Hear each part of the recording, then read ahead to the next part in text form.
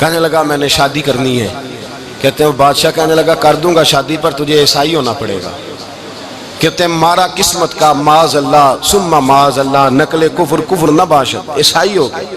آپ فرماتے ہیں مجھے بھی ایک بادشاہ نے بلا لیا، اس نے مجھے بھی ایک عہدہ دے دیا، میری بھی دنیا میرے کانوں تک آ گئی. بڑی جان چھڑاتا ہوں دولت سے مال سے شہرت سے پر میری چھوٹتی نہیں. آپ فرماتے ہیں ہوش اس دن آئی جس دن بغداد کے منبر پر بیٹھ کر اور 70,000 کے مجمع میں کھڑے ہو کے غوث اعظم نے فرمایا آؤ بھائی جس نے ولایت لینی ہے عبد القادر کے پاس آؤ، میں قدم رکھتا جاؤں گا اللہ ولایت عطا کرتا چلا جائے گا.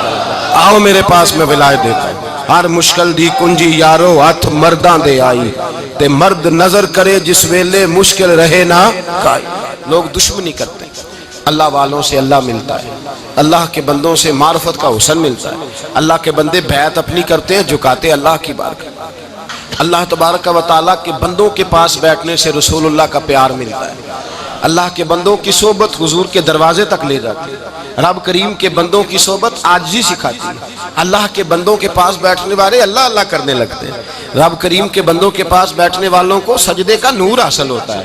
اور میرے بھائی اگر تو نے کسی کے ہاتھ میں ہاتھ دیا ہو تو ملے گا کیا؟ ملے گا کیا؟ خواجہ نظام الدین محبوب الہی رحمت اللہ علیہ کھڑے تھے تو ایک آدمی حلوائی کی دکان پہ کچھ چیز لینے آیا.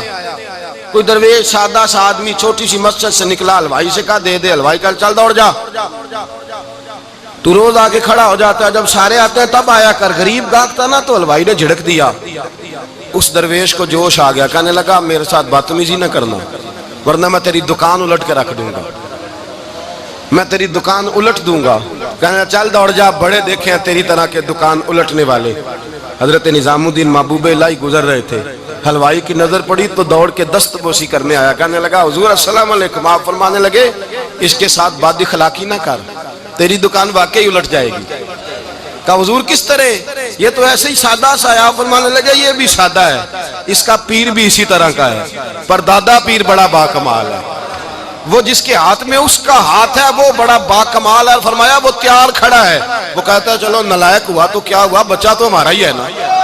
کہہ دے گا تو الٹ دیں گے، بچہ تو ہمارا ہی ہے نا. مجھے دشمنوں نہ چھیڑو، میرا ہے کوئی جہاں میں ابھی پکار لوں گا.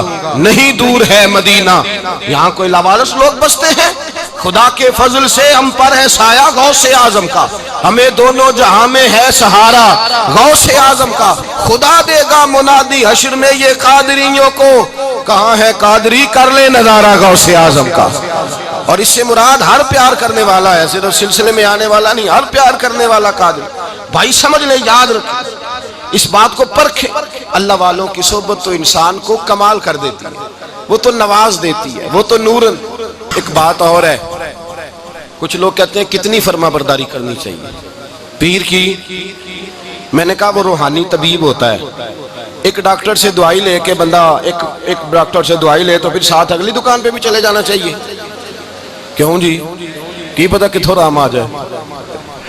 ایک سے دوائی لی پھر ساتھ ہی اگلی دکان پہ، پھر اس سے اللہ جانے کہیں سے شفا مل جائے، کدھر سے شفا مل جائے.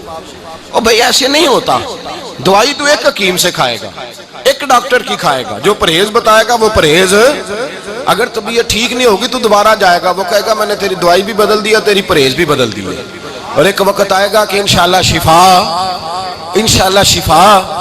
حضرت علی بن ہیتی حضور غوث اعظم کے خلیفہ تھے، ان کے مرید تھے علی بن جوسکی نام تھا.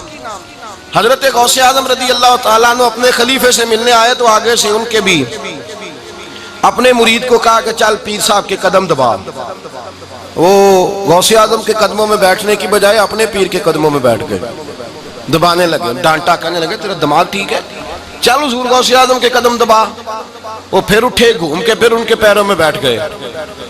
تو حضرت علی بن ہیتی نے جلال کیا، فرمانے لگے تجھے خیال نہیں آتا میں تو اب تجھے غوث پاک کے سپرد کرنے والا ہوں، تیری زیادہ تکمیل ہو جائے. جب یہ بات کہی تو حضرت علی بن جوسکی رو پڑے، چیخے مار کے روئے. وہ روئے تو غوث پاک بھی روئے اور فرمانے لگے علی بن ہیتی اسے مجھے نہ دے، یہ جس پستان سے دودھ پینے کا عادی ہو گیا اب اسے کسی اور جگہ مزہ نہیں آئے گا، اسے یہیں رہنے دے، یہیں رہنے دے. بڑا اعتراض ہے لوگوں کو بھشتی دروازے پر بشتی دروازہ کہتے ہیں جنت اتنی اونچی تھی نیچے کیسے آ گئی؟ میں نے کہا تم نے پڑھا نہیں نا قرآن و حدیث، جنت بڑی اونچی تھی پر میرے نبی نے فرمایا میں نے ماں کے قدموں کے نیچے لا کے رکھ دیا۔ تم نے پڑھی نہیں نا، اصل میں پڑھی نہیں، تمہیں کیا پتا کبھی کسی چیز پہ اعتراض۔ ہم تھوڑا کہہ رہے ہیں کہ جو بہشتی دروازے سے گزر گیا ایک فضیلت ہی ہے نا جی، ایک ہر مسجد جنت ہے کہ نہیں؟ بولے حضور نے فرمایا جنت کی کیاریوں کے پاس سے گزرو تو کچھ کھا لیا کرو، جب ہر مسجد جنت ہے تو بابا فرید کی مسجد جنت کیوں نہیں ہو سکتی؟ عجیب چکر ہے۔ اور بندے بھی کہتے ہیں وہ جی فلانا گیا تھا تو کہتا میں جنتی ہوں، بھائی کس نے کہا؟ بلکہ ایک بڑی اعلیٰ حضرت کے ایک مرید ہوئے مولانا حشمت علی خان صاحب، حضرت مولانا حشمت علی خان صاحب رحمۃ اللہ تعالیٰ علیہ نا پاک پتن سے واپس آ رہے تھے تو بس کی چھت پہ بیٹھے تھے، وہ کہتے ہیں رستے میں نا ایک دو بندہ آ گیا جس کو تنقید کی عادت تھی اللہ والوں پہ، مجھے کہنے لگا مولوی کہاں سے آ رہے ہو؟ میں نے کہا پاک پتن شریف سے، پاک پتن سے۔ کہنے لگے میرے کپڑے سونگنے لگا، کہنے لگا بشتی دروازہ گزرے ہو؟ میں نے کہا گزرا ہوں۔ تو کہنے لگا پھر جنت کی خوشبو نہیں آ رہی؟ نبی پاک نے تو فرمایا تھا کہ 500 سال جنتی دور ہوگا تو اس کی خوشبو آئے گی، تم سے نہیں آ رہی؟ مولانا بڑے حاضر دماغ تھے، کہنے لگے ایک حدیث پڑھی ہے ذرا دوسری بھی پڑھ لینی تھی۔ نبی پاک نے فرمایا جہنمی کو جنت کی خوشبو کوئی نہیں آئے گی، ایک ہی پڑھی ہے تو نے، اگلی بھی پڑھ لینی تھی۔ کہتے ہیں وہ بندہ کہنے لگا روکو بس مجھے نیچے اتار دو، یہ تو کوئی تگڑا بندہ ہی جواب دینے والا آ گیا ہے، ایک ہی پڑھی ہے حدیث تو نے، سے اگلی نہیں پڑھی۔ شیخ کی خدمت، شیخ کی خدمت نواز دیتی ہے۔ اور پھر ایک اور بات، میرے حضرت صاحب تو حد کرتے ہیں، ایک جملے میں سمو دیتے ہیں سمندر۔ کسی نے کہا حضرت جی ساری زندگی بندہ کسی کی خدمت کرتا رہے اللہ کا بندہ سمجھ کے، وہ اندر سے جل ہی نکل آئے تو پھر کہا فرمانے لگے ہم نے بندے کی خدمت نہیں کی اللہ کے بندے کی ہے، تو اجر کس نے دینا ہے؟ بولے اول تو ایسا ہوتا نہیں، اول تو ایسا طلب پیدا کریں۔ آج لوگوں میں طلب نہیں، کہتے ہیں بڑیاں جگہ تے گیا ملیا کچھ نہیں، میں کہتے رہتے طلب نہیں پائی، طلب ہو تو کھانے کا مزہ۔ اعلیٰ حضرت فاضل بریلوی کا پیر خانہ مارہرہ شریف، وہاں کے ایک بزرگ تھے آل محمد ان کا نام تھا، ان کے پاس ایک بندہ آ گیا پڑھا لکھا بڑا سیانہ، کہنے لگا بابا میں نے بڑی خانقاہیں بڑے آستانے دیکھے پیر کوئی نہیں ملا۔ آپ مسکرائے، آپ فرمانے لگے تیری نیت ہی نہیں تھی پیر پکڑنے کی، ارادہ ہی کوئی نہیں تیرا پروگرام نہیں تھا، ورنہ تو بڑے بڑے کامل لوگ ہیں، تیرے اندر طلب ہی نہیں، اندر کچھ ہے خالی ہوگی تو کوئی معرفت کا نور آئے گا، تو خود بھرا ہوا ہے۔ کہنے لگا جی بڑی طلب ہے۔ آپ فرمانے لگے تجھے کہا ہے نا کوئی نہیں؟ کہنے لگا حضور ہے۔ آپ فرمانے لگے چلو رات سو جاؤ خانقاہ پہ سویرے بات کریں گے۔ مرید کو کہنے لگے اسے 5 کلو مچھلی دو اچھی بنا کے، مریدوں نے مچھلی دے دی، پانی کوئی نہیں دیا، ساری رات تڑپتا رہا اور باہر سے کنڈی بھی لگا دی۔ سویرے حضرت آل احمد آئے، دروازہ کھولا، قدموں پہ گرا، کہنے لگا حضرت جی پانی، حضرت جی پانی پانی پانی۔ آپ فرمانے لگے سلام تو لے لے پہلے۔ کہنے لگا نہیں حضور پانی پانی۔ آپ فرمانے لگے بتا مچھلی کہے گا حضور پہلے پانی پہلے پانی۔ حضرت نے ایک جملہ کہا، رب کے بندوں کی ایک بات کمال کر دیتی ہے، فرمایا پتہ چلا طلب کیا ہوتی ہے؟